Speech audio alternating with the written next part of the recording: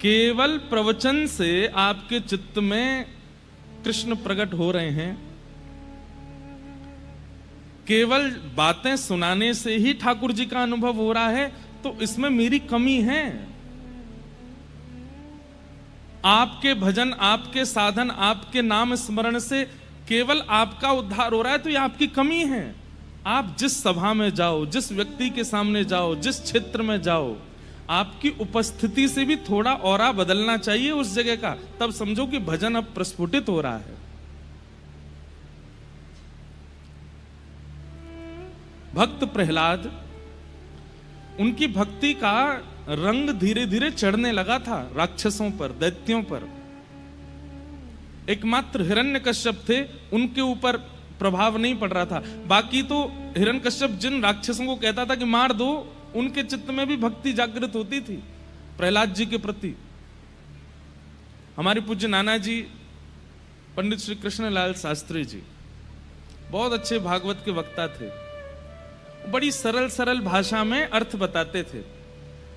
तो मुझसे एक दिन बोले लाला, प्रहलाद जी की भक्ति, प्रहलाद जी के संकीर्तन में सब आके कीर्तन करने लगे, सबके चित्त में भक्ति प्रकट होने लगी, लेकिन हिरण्यकश्यप पर उसका कोई प्रभाव नहीं पड़ा।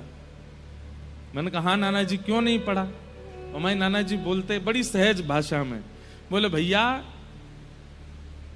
स्विच ते करंट निकले तो जितने बल्ब ठीक होंगे वो जल जाएंगे, जो फ्यूज होगा वहां में कितनों करंट डालो वो जलेगा ही ना। समझ में आई बात? अगर बल्ब फ्यूज है, कितना भी करंट दे दो उसको, वो जलेगा नहीं? जल सकता। करंट आने पर बल्ब जल रहा है, इसका मतलब वो भीतर से फ्यूज नहीं है। ऐसे ही प्रहलाद जी जब कीर्तन करते तो राक्षस भी कीर्तन करने लगता है, लेकिन हिरण्यकश्यप नहीं करता था। क्यों? फ्यूज था। तो मैंने कहा नाना जी फ्यूज क्या है? बोले वैष्णव अपराध, भक्त अपराध जो कर देता है वो फ्यूज हो जाता है। फिर उसको कितना भी सत्संग सुनाओ, उसको कितनी भी कथा सुनाओ, उसको कितने भी संतों के दर्शन कराओ, उसका बल्ब जलता ही नहीं है। क्यों? फ्यूज पड़ा है। इसलिए किसी चिकित्सक कौन है? गुरुदेव के पास जाकर के उसको अपने फ्यूज ठीक करवाने चाहिए, तभी करंट असर डालेगा। और इसमें दूसरी बात क्या है? आप नाम जप करते हैं, आप उर्दपुंड लगाते हैं, आप कथा सुनते हैं, लेकिन आप जब अन्य सभा में जाते हैं तो आपकी उपस्थिति से सामने वाले पर भक्ति का कोई प्रभाव नहीं होता, तो इसका मतलब आपके करंट में कमी है। आप जिस सभा में जाएं उस सभा में तनिक परिवर्तन होना चाहिए, तब समझो कि हमारी भक्ति।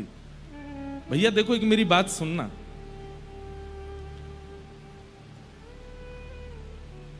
जैसे कोई व्यक्ति बहुत अच्छा भोजन बनाना जानता है,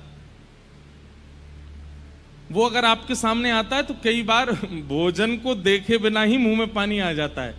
उस व्यक्ति को देख, अरे भैया आप चाट बल्ला बहुत अच्छा बनाते हो, आपको देखते ही मुंह में पानी आ गया, कुछ बना दीजिए। उसकी कितनी योग्यता कि उसकी उपस्थिति से भल्ला याद आ जाता है। ऐसे ही अत्यंत धनवान व्यक्ति को देखते हैं तो उससे कुछ धन की याचना करने की इच्छा प्रकट हो जाती है। तो फिर भक्त को देख करके सामने वाले के चित्त में भक्ति क्यों नहीं उत्पन्न होती? इसका मतलब क्या है कि उसमें ही अभी भक्ति का बीज इतना श्रेष्ठ रोपण हुआ नहीं है। नहीं तो वो जहां जाए, जहां उपस्थित हो जाए, जहां खड़ा हो जाए, जिस सभा में पहुंच जाए, उसके रूप मात्र से, उसकी स्थिति मात्र से सब में भक्ति का संचार होने लगे। मीराबाई सुंदर, इतनी सुंदर थी कि उनके सामने बड़ी बड़ी राजकुमारियां भी अपने मुख को ढक लेती थी। सुंदरता की खान मीराबाई। लेकिन उनकी सुंदरता देख करके किसी के चित्त में काम प्रकट नहीं होता था, बल्कि जिसके चित्त में काम है नष्ट और हो जाता था। ऐसी सुंदरता। और ये सब कब होता है? आपकी उपस्थिति, आपका रूप, आपका बोलने का ढंग, आपका व्यवहार, आपके विचार सामने वाले में परिवर्तन लाएंगे। कब? जब हृदय में आनंद श्री कृष्ण प्रकट होंगे। सुबह उठते ही सबसे पहले अपने बिस्तर पे ही बैठ करके नेत्र बंद करो, जय श्री गोविंद देव प्रभु की जय हो, श्री गोपीनाथ प्रभु की जय हो, श्री राधा मोहन प्रभु की जय हो, श्री राधा गोपीनाथ की जय हो, श्री राधा रमण लाल की जय हो, श्री राधा वल्लभ लाल की जय हो, श्री जुगल किशोर लाल की जय हो, श्री वृंदावन बिहारी लाल की जय हो, प्यारे गिरधर लाल की जय। बस प्रसन्न हो करके फिर अपने दिन को प्रारंभ। आ गए आनंद श्री कृष्ण चित्त में, उठते ही आनंदित होकर के उठिए, स्नान करने भी आनंद होके जाइए, तैयार भी आनंद हो, भले ही घर में कुछ भी उथल पुथल चल रही, आप आनंद में ही रहो। 2-4 दिन आपको प्रयास करना है, 5वें दिन से अपने आप नियम बन जाएगा। अरे कहां तक कहें, नित्य सप्तनिधियों का स्मरण करके आप उठना प्रारंभ करेंगे ना, तो 10, 15, 20, 1 महीने में ऐसा होगा सप्तनिधि ही आकर के उठाएंगे स्वप्न में। अरे उठ जा, वो रह गई है। कभी गोपीनाथ जी उठा रहे हैं, कभी राधा रमण जी कहेंगे लाला उठ जा। आनंद घन श्री कृष्ण को चित्त में प्रकट करना ही जन्माष्टमी है, जन्मोत्सव है ठाकुर जी का। इसलिए बाकी सारे नियम बाद में, बाकी सारे क्रम बाद में, सबसे पहले ठाकुर जी को चित्त में विराजमान करो, उठते ही फिर अपने क्रम में जाइए। कितना अच्छा लगे मानसी सेवा में कि मन में आपने 7 निधि विराजमान कर लिए उठते ही, और फिर स्नान करने गए तो इस भाव से गए कि मैं भी नहाऊंगा या मैं भी नहाऊंगी और इन 7 को भी नहवाऊंगी। वो भी स्नान कर रहे हैं, तो स्नान करते समय भावना क्या है कि हाथ में शंख है, और हाँ गोपीनाथ जी स्नान कर रहे हैं, राधा रमण जी स्नान कर रहे हैं, राधा वल्लभ जी स्नान कर रहे हैं। उसके बाद जब स्वयं वस्त्र पहने तो थोड़ी देर नेत्र बंद करके भावना रख ली कि मेरे चित्त में बैठे आनंद घन सप्तनिधि भी वस्त्र धारण कर रहे हैं। राधा रमण जी ने लाल पोशाक पहनी है, गोविंद देव जी ने पीली पोशाक पहनी है, बिहारी जी तो आज मुकुट पहनने हैं श्वेत, बिहारी जी तो लहंगा पहने, किशोरी जी की प्रसादी पहनते हैं। हमारे बिहारी जी किशोरी जी की प्रसादी पहनते हैं, इसलिए लहंगा में ही रहे। मैं साल में केवल 1 दिन ठाकुर जी पजामा पहनते हैं, जामा पहनते हैं। कब?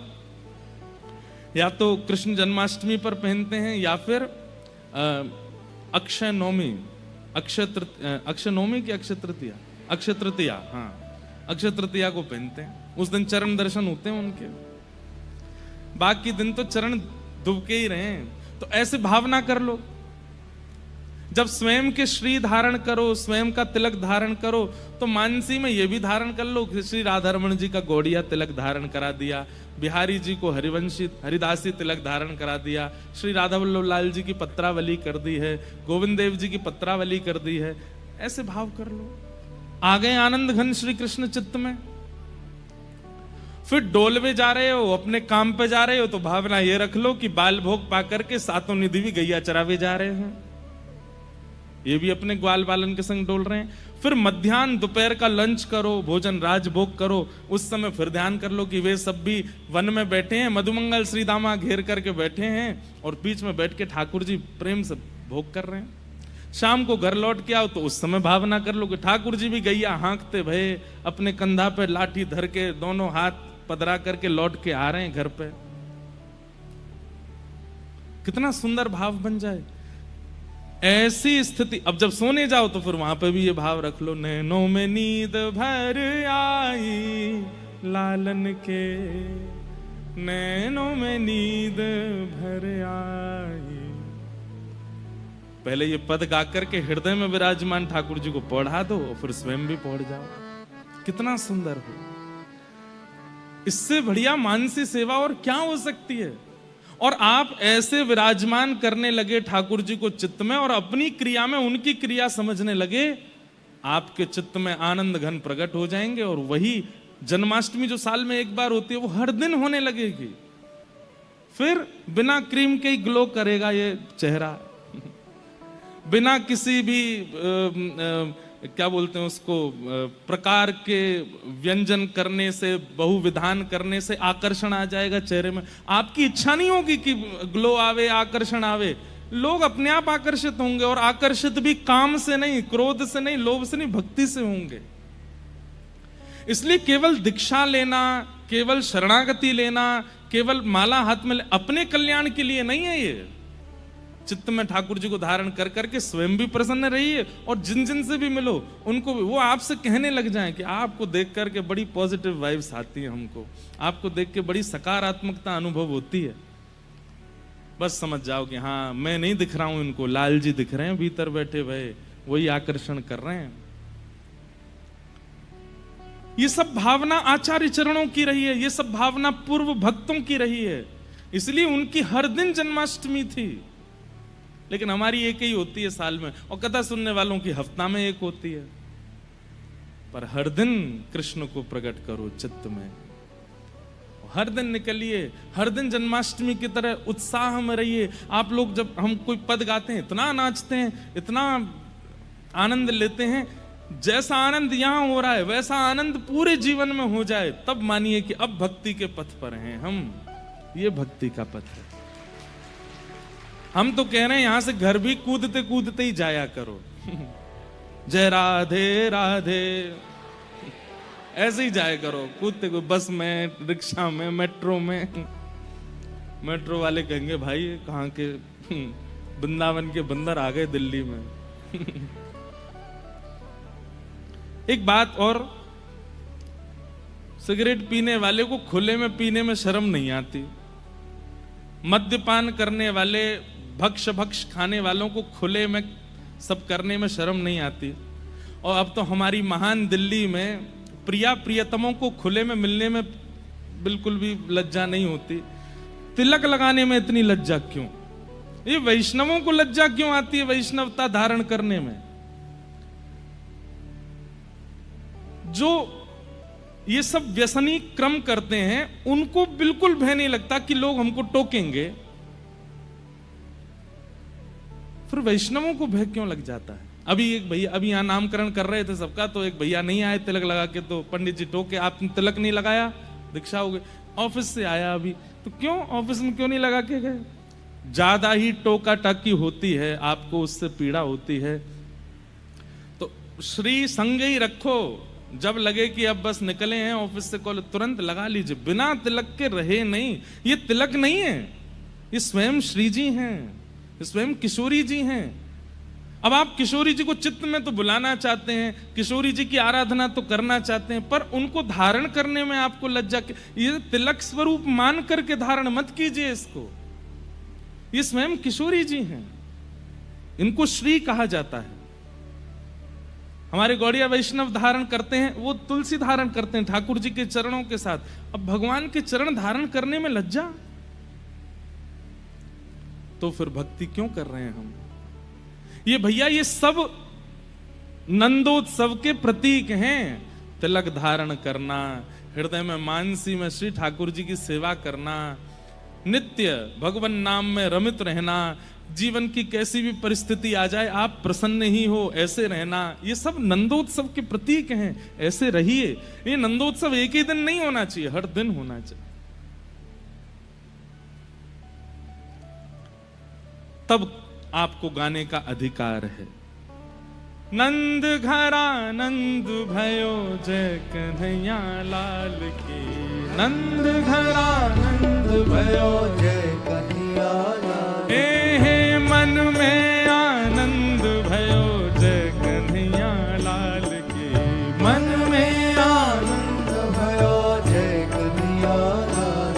ओ जय कन्हैया लाल की, जय कन्हैया लाल की, जय कन्हैया लाल की, जय कन्हैया लाल की, जय कन्हैया लाल की, जय यशोदा लाल की, जय कन्हैया लाल की, जय यशोदा लाल की। हो नंद घरा नंद भयो जय कन्हैया लाल की, नंद घरा नंद भयो जय कन्हैया लाल की। कितना अच्छा लगे ऑफिस जाने से पहले माताजी पिताजी को बीच घर के आंगन में खड़ा करके हाथ पकड़ के घूम रहे हैं और गाते हुए जा रहे हैं। हाथी दीने घोड़ा दीने और दीनी पालकी, हाथी दीने घोड़ा दीने और दीनी पालकी। हे बालकन को लाडू पेड़ा बूढ़े को लापसी, बालकन को लाडू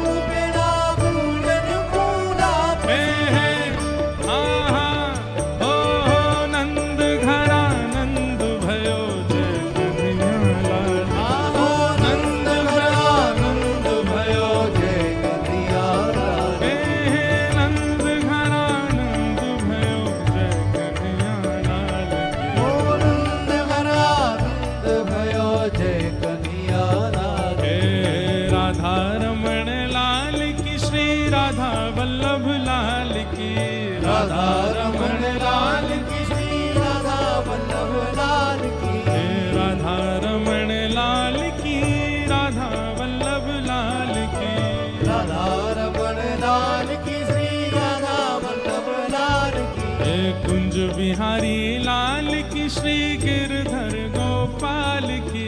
कुंज बिहारी लाल की, श्री गिरधर गोपाल की। कुंज बिहारी लाल की, श्री गिरधर गोपाल की। कुंज बिहारी लाल की, श्री गिरधर गोपाल की। प्यारे राधा प्रिया लाल की, श्री कुंज बिहारी लाल की। प्यारे राधा प्रिया लाल की, श्री कुंज बिहारी लाल की। हाँ हो नंद घरा नंद भयो जय कन्हैया लाल। ओ नंद घरा नंद भयो जय कन्हैया लाल की। नंद घरा नंद भयो जय कन्हैया लाल। ओ नंद घरा नंद भयो जय कन्हैया लाल की। नंद घरा नंद भयो जय कन्हैया लाल की। नंद घरा नंद भयो जय कन्हैया लाल की। बोल नंद के लाला की। जय। विराज जाओ। हो गई हर दिन जन्माष्टमी। और जन्माष्टमी का अभिप्राय ही क्या है? हर दिन हृदय में आनंद का प्रादुर्भाव होना। और क्षमा कीजिएगा, आलू पराठा खाने से आनंद नहीं आता, सुख मिलता है। हमारे पूज्य पिताजी कहते हैं, लोग कहते हैं रसगुल्ला खाया आनंद आ गया। आनंद नहीं आया, वो रसगुल्ला खाने से सुख मिलता है, कचौड़ी खाने से सुख मिलता है, छोले भटूरे खाने से सुख मिलता है। उसको सुख क्यों कहते हैं? क्योंकि उसकी एक मात्रा है, उसके अधिक सेवन से आपको सुख नहीं मिलेगा। एक सीमित है, सीमित से ज्यादा जैसे ही आप उसका उपभोग करोगे तो वही वस्तु आपको कष्ट देने लगेगी। और जिस वस्तु से कभी ना कभी कष्ट मिलेगा वो आनंद नहीं हो सकती। ध्यान से सुनिएगा, जिस वस्तु से कभी ना कभी कष्ट मिल सकता है वो आनंद नहीं हो सकती।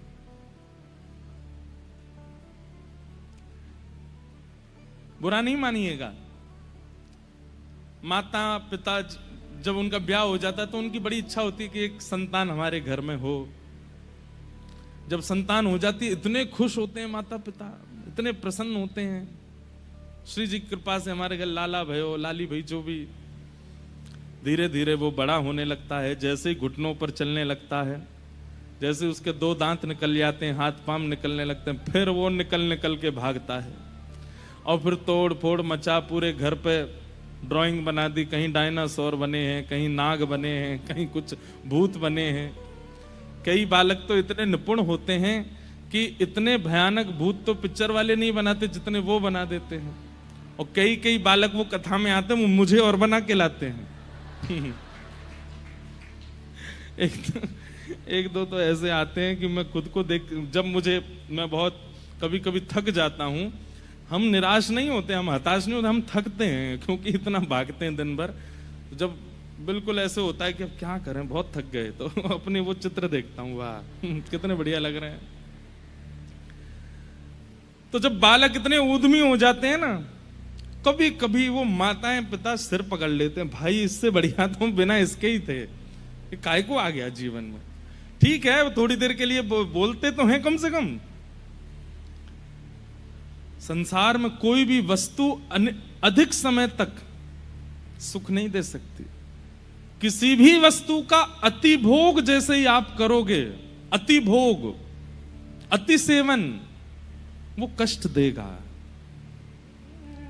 लेकिन ठाकुर जी की संबंधी भी किसी भी वस्तु का भी अति सेवन कष्ट नहीं दे सकता। कई लोग मुझे लिख के देते हैं, महाराज जी आप कथा में ये मत बोला कीजिए कि 4 दिन हो गए कथा को, क्योंकि हमें फिर पता चलता है 3 दिन रह गए, वो इतने कष्टदायी लगता है कि अब 3 ही दिन रह गए। अब पीड़ा की प्रकार, कईयों को नहीं हो रहा होगा, कईयों को कोई फर्क नहीं पड़ रहा है, ठीक है यार बोलते रहते हैं, हम तो केवल आमंत्रण पे आए, हमारे परिवार वालों ने बुलाया तो आ गए, हमको क्या, तुम आज जाओ कल चले जाओ। पर कईयों की स्थिति, और हम बता दें कि परसों कथा पूरी होनी है और उसके बाद 2 साल तो दिल्ली में कथा नहीं है। कितनी पीड़ादायी लगती है ये बात, आपको भी लगती है, हमें भी लगती है कि इतने वैष्णव, जबकि हमारी तो कथा है ही है सब जगह, पर लगता है हृदय में चुभता है। हमारे गिरधर लाल जी का उत्सव होता है, हर साल होता है, लेकिन उत्सव का विश्राम दिवस, जबकि इतने थके होते हैं 7 दिन के, लेकिन विश्राम दिवस पर लगता अब 1 साल बाद उत्सव होगा।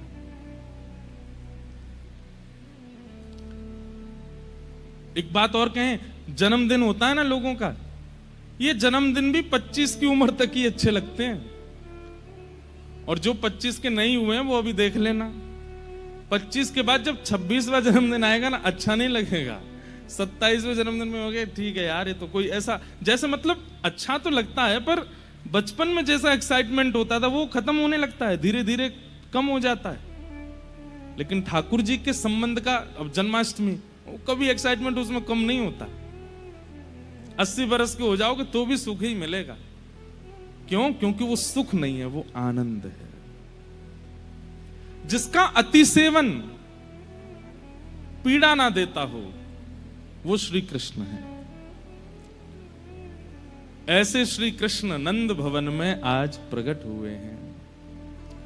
नंदस्त्वात्मज उत्पन्ने जाता ह्लादो महामना आहूय विप्रान वेदज्ञान स्नातः सुचिरलंकृतः वाचयित्वा स्वस्तेनं जातकर्मात्मजस्य वै कारयामास विधिवत् पितृदेवार्चनं तथा। नंद जी के घर लाला भयो है, और कैसो लाला भयो है, अब सोचिए, सुनिएगा, ये ब्रज की लीला है।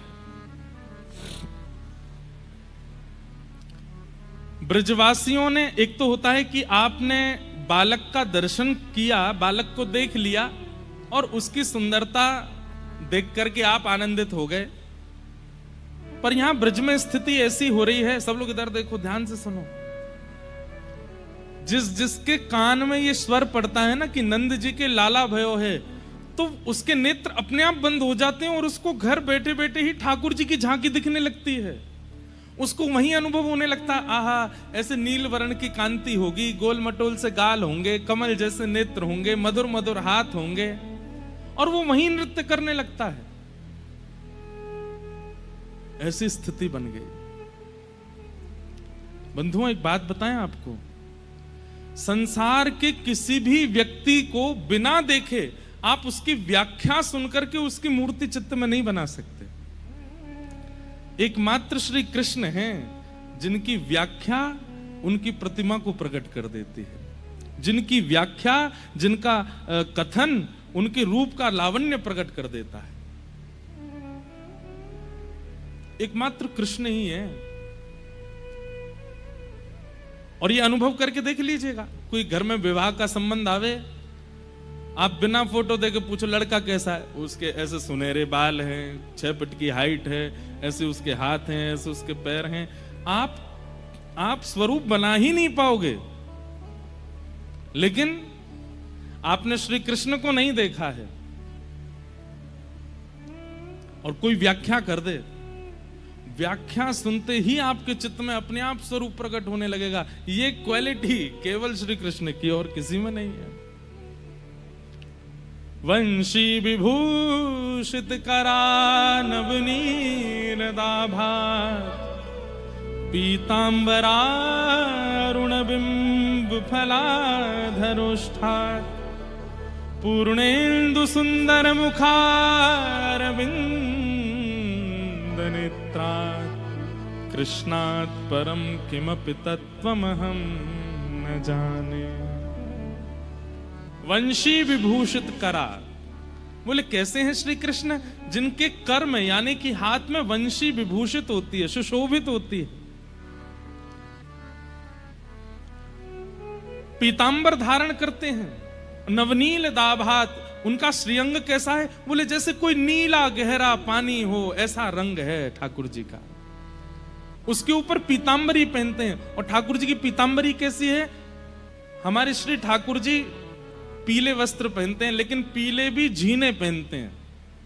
ध्यान से सुनिएगा, शीतकाल में ठाकुर जी सर्दियों में मोटे कपड़े पहनते हैं, पर ग्रीष्म काल में ठाकुर जी झीने वस्त्र पहनते हैं। झीने मतलब कि भीतर की जो श्याम वर्ण कांति है वो बाहर दिखती है ठाकुर जी की, ऐसे वस्त्र पहनते हैं। पीतांबरा अरुण बिंब फलाधरोष्ठात। उनका मुखमंडल कैसा है? बोले एक कमल की जैसी आकृति मुखमंडल, सब कमल जैसा ही है ठाकुर जी का।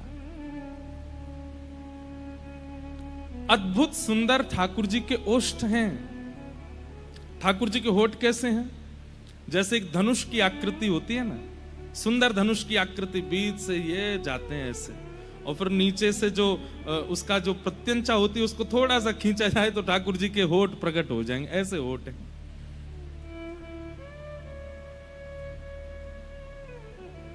पूर्णेन्दु सुंदर मुखा। जैसे कोई पूर्णिमा का चंद्रमा दिखता है, ऐसे ठाकुर जी का मुखमंडल आकर्षित करता है अपनी ओर। अरविंद नेत्रात। ठाकुर जी के जो नेत्र का अंतिम छोर है वो बहुत लंबे तक जाता है। कई लोगों में भी आपको देखने का मिलेगा कि उनके नेत्रों का जो अंतिम छोर है वो थोड़ा पीछे तक जाता है। आप लोग मत करना, नहीं तो पड़ोसियों की तरह लगोगे। वो वाला ये पीछे नहीं। एक और होता है कि मोटे नेत्र हैं पर ये अंतिम छोर काफी बड़ा पीछे तक जाता है। ऐसे नेत्र ठाकुर जी के ही हैं। इसलिए ठाकुर जी की जो ये काली मां है ना बीच की, ये जब ऐसे तिरछे देखते हैं हम यहीं तक देख सकते हैं, पर ठाकुर जी यहां तक भी देख लेते हैं, वो ऐसे घूम जाती है। उसी को तो कहते कटाक्ष नेत्र। जादू भरी तेरी आंखें जिधर गई, नैनों की कटारी वारी वारी छुई मुई छतियां से तर गई। ऐसे ठाकुर जी के नेत्र हैं। कहां तक वर्णन करें? अभी तो जन्म भयो लाला को। जन्म लेता बालक, बुरा नहीं मानिएगा, इतना ज्यादा सुंदर नहीं लगता। ऐसा लगता है चूहा का सा बालक, छोटा सा। उसकी मुखाकृति कैसे, छोटे से हाथ होते हैं, छोटा सा मुख होता है। अभी कोई पूछे किस पे गया है, लोग बाग बोलते हैं, घर के लोगों के तो बड़े अद्भुत आनंद होते हैं। अरे ये तो मुंह पे गया, फूफा जी आएंगे दूर के, कभी आए ही नहीं घर पे, ये तो मेरे जैसा लग रहा है। मामा कहेंगे नहीं नहीं मामा पे गया है, सब पे गया है वो बालक, किसी के जैसा नहीं होता वो। लेकिन जन्मजात बालक इतना आकर्षक होता है, ठीक है, उसके प्रति ममत्व बोलता है। धीमे धीमे वो बालक अच्छा लगने लगता है। 8-9 महीने का, 6-7 महीने का जब हो जाता है, थोड़े गाल फूल जाए, गदमदरा से हाथ है जाए, नेत्र वेत्र घुमावे, तब पता चलता है किस पे गया।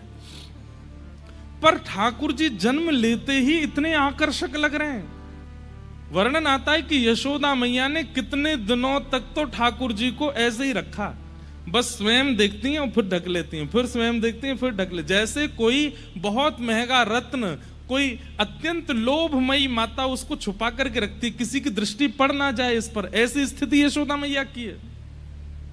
वो नील मणि को ऐसे छुपा करके रखती हैं कि कोई देख ना ले मेरे लाला को। अरे कहां तक है, नंद बाबा को भी दिन भर में 4 बार हाथ जोड़ने पड़े, नेक तो दिखाई दे यशोदा, तो यशोदा मैया यूं दिखाती हैं फिर रख लेती हैं, ऐसे हृदय से लगा के घूमती, मेरो नीलमणि, मेरो नीलमणि है। अरे ये तो मेरो नीलमणि है। गोपियां आती हैं, अत्यंत समीप की सखियां आती हैं, मैया हमें तो दिखाओ, तो मैया नीचे से वस्त्र हटा देती, लो चरण ही देख लो। और चरण ही इतने सुंदर हैं ठाकुर जी के, वो चरणों में ही निहाल हो जाती हैं। चरण इतने सुंदर हैं तो मुखमंडल कैसे होएगा लाला को?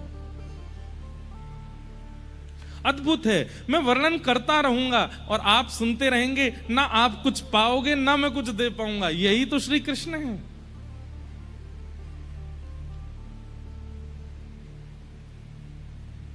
ब्राह्मणों ने जाकर के स्वस्ति वाचन किया, ठाकुर जी को आशीष प्रदान किया। सब ब्रजवासी बड़े आनंद में नाच रहे हैं, निमग्न हो रहे हैं।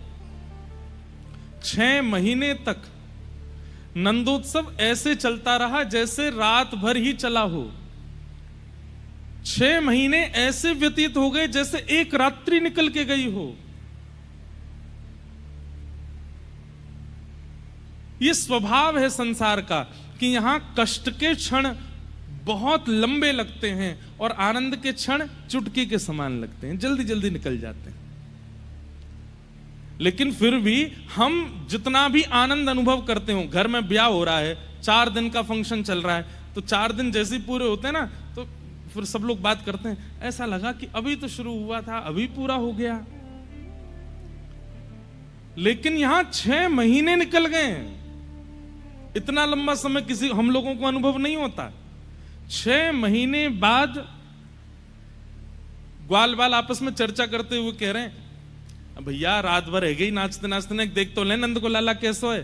तब कोई आके बोलो रात भर ना नाचे, 6 महीना निकल गए। बोले 6 महीना निकल गए। हाँ, सोचो आनंद की क्या स्थिति रही होगी।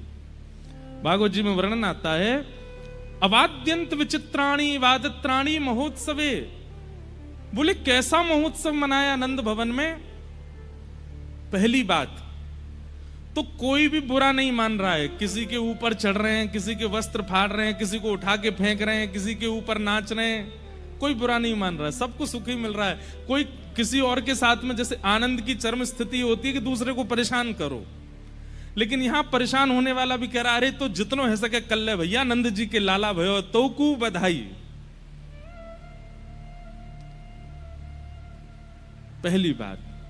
दूसरी बात, किसी को भोजन की सुध नहीं है। इन 6 महीनों में ब्रजवासियों ने क्या खाया ये उनको खुद नहीं पता। प्यास कब लगी है, पानी कब पिया है, इसका भी उनको भान नहीं है। सोए कब है ये पता नहीं है। और ये जितने भी संगीत के साज हैं, इनका तो एक समय है, उतनी देर ही बज सकते हैं। तो बोले 6 महीने तक फिर क्या बज रहा था। तो कहते हैं हमारे वेदव्यास जी महाराज, अवाद्यंत विचित्राणी। बोले विचित्र विचित्र वाद्य बज रहे हैं। कैसे? कोई मुंह से आवाज निकाल रहा है, कोई ड्रम मिल गया उसी को बजा रहा है, कोई थाली बजा रहा है, अरे कोई किसी के सिर पर चढ़ गया है, उसके बाल नहीं है तो उसके सिर को ही बजा रहे हैं, कोई किसी के हाथ में हाथ देकर के ताली बजा रहा है। ऐसे विचित्र विचित्र वाद्य बजा रहे हैं और सब गा रहे हैं, नंद घनानंद भयो जय कन्हैया लाल की। दही की कीच भई है और वह दही के बीच में कमर कमर तक दही फैलो है, और वह दही के बीच में श्री नंद बाबा को खड़े करके और अपने अपने पटकान से पटका बांध करके नंद बाबा को बीच में पकड़ के, एक तरफ ब्रजवासी खड़े है गए, दूसरी तरफ ब्रजवासी खड़े है गए, और बीच में नंद बाबा को ही मानो जैसे मंदिराचल पर्वत बना करके घर्षण कर रहे हैं। और नंद बाबा के मुख से जब बधाई हो शब्द निकलता है तो मानो जैसे मंदिराचल पर्वत को देवता घर्षण कर रहे हैं और उसके भीतर से अमृत प्रकट हो रहा हो, ऐसे आनंद प्रकट हो रहे हैं। देवी देवता आकाश मार्ग से आ रहे हैं ठाकुर जी का दर्शन करने के लिए। इतने में ही वृषभानु जी आ गए। और वृषभानु जी कैसे आए? अनेक ब्रजवासियों को लेकर के आए, सबके सिर पर बड़े बड़े थाल हैं और उन थालों में सामग्रियां रखी हुई हैं। वृषभानु जी और नंद बाबा जब अपने युवा काल में जमुना जी में स्नान करते थे तो हाथ पकड़ के डुबकी लगाते और मनोकामना मांगते, हमारी गैया स्वस्थ है जाएं, हमारी गैयान को सब मंगल है जाए, ब्रजवासी सब मंगल में है जाएं, हे यमुना मैया आप सदा यूं ही ब्रज में बहती रहो। ऐसे सबके कल्याण की कामना मांगते और मांगते मांगते भानु बाबा कहते, ए नंद बाबा, अगर तुम्हारे लाला भयो और मेरे लाली भई, या मेरे लाला भयो तुम्हारी लाली भई, तो हम दोनों को ब्याह कर देंगे, हम दोनों समधी बनेंगे। और ये कह के दोनों डुबकी लगाते। आज जब नंद बाबा के लाला भयो, तो ब्रज में 2 पक्ष हैं। एक पक्ष तो है कि लाली 1 साल पहले भई है, पर एक पक्ष है कि लाली 1 साल बाद भई है। कई जगह बधाइयां आती हैं, उन बधाइयों में ऐसा वर्णन आता है कि यशोदा मैया लाला को लेके आई हैं किशोरी जी के जन्म होने पे, तो उससे ये बात सिद्ध होती है कि ठाकुर जी पहले आए हैं। पर कई पक्षों में ऐसा वर्णन आता है कि किशोरी जी का पहले। अब हमको क्या, हम दोनों में राजी हैं, चाहे श्री जी पहले आई हो चाहे श्री जी, अच्छा श्री जी बाद में भी आई हो तो भी हमारे माई श्यामा जू को। कहीं अगर ये पक्ष है कि 1 साल पहले किशोरी जी जन्मी इसलिए उनका राज चलता है, ऐसा नहीं है। वो 10 साल बाद भी जन्मी होती तो भी चलती श्री जी की, ठाकुर जी की ना चलेगी, चलेगी हमारी किशोरी जी की। तो कहते हैं कि वृषभानु बाबा की अभी लाली भई नहीं है और भानु बाबा खूब सारी बधाई लेकर के आए। नंद बाबा बोले अरे भैया, अरे मेरे मित्र परम सखा आए हैं, भानु बाबा आप बधाई लेके आयो। भानु बाबा बोले बधाई बधाई ना लेके आयो मैं तो, बोले टीको करवे आया हूं लाला को, सगाई पक्की करवे आया हूं। जन्म लेते ही ठाकुर जी की सगाई हो गई। नंद बाबा के नेत्र सजल गए, अरे बाबा आप तो, लेकिन थोड़े मन में संकोच में आ गए। क्यों? बोले भानु बाबा की लाली तो भई नहीं है अभी तक, और ये टीको लेके आ गए। वृषभानु जी तो बड़े आनंद में सब सामग्री पधराते जा रहे हैं। ये